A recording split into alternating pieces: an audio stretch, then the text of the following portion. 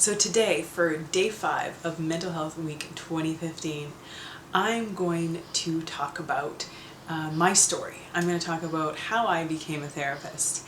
And I won't give the full detailed version, I will give the Reader's Digest version.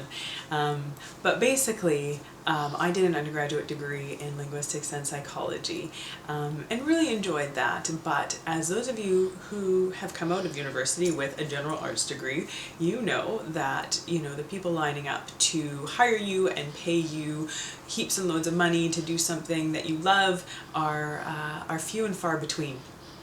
And that became kind of a rude awakening for me after I finished a degree and basically got an entry-level position after graduating from university. But anyways, fast forward to a few years later, after I'd worked and kind of had sort of my first career, I realized that I did want to go back to school, and I did want to do something else. I wanted to build my career in a different direction, but I wasn't exactly sure how, what I wanted to do or how I wanted to get there.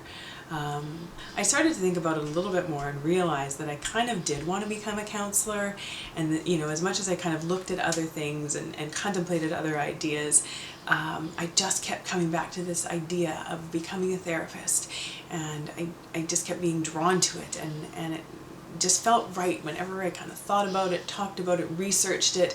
I found myself wanting to research it more and more, find out more and more. But then, after looking into it, I realized that it was a two-year master's program, minimum 2 years. Most people take at least, 3 years. But anyway, so it was a 2-year master's program, and I would have to do a bunch of prerequisite courses and write a big standardized exam that usually people study months for. And like I said, I had to do all these prerequisite courses, so it felt really overwhelming, and I just didn't really think I had the courage to do what it took to get to where I wanted to be. So then, fast forward a short time later, I was at my cousin's wedding in Saskatchewan, and I was sitting, at the table having dinner with actually my cousin's aunt and uncle on the other side of the family. So I didn't actually know them really well, but knew them a little bit, and I started chatting with them and asking them about their kids, and their kids were all younger than me, and I hadn't seen their kids in at least 10 years. So I started asking them how their kids were doing and what they were doing, and then they told me that their eldest daughter, who was a couple years younger than me, was in school to become a chiropractor. And it was as if something just went off in my head, a light bulb went on, or, something happened inside of me.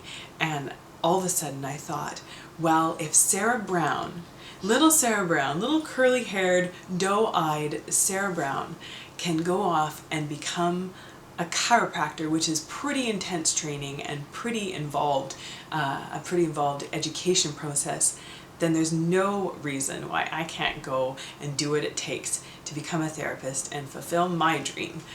So it was from that moment that I decided right then and there that this is what I was going to do, and it was right then and there that I moved forward, and there was really no looking back. And to this day, I have not regretted that decision for a second. I am so grateful for my envy of Sarah Brown, which propelled me to have the courage to do what I really wanted to do, and to go forward and fulfill my dream.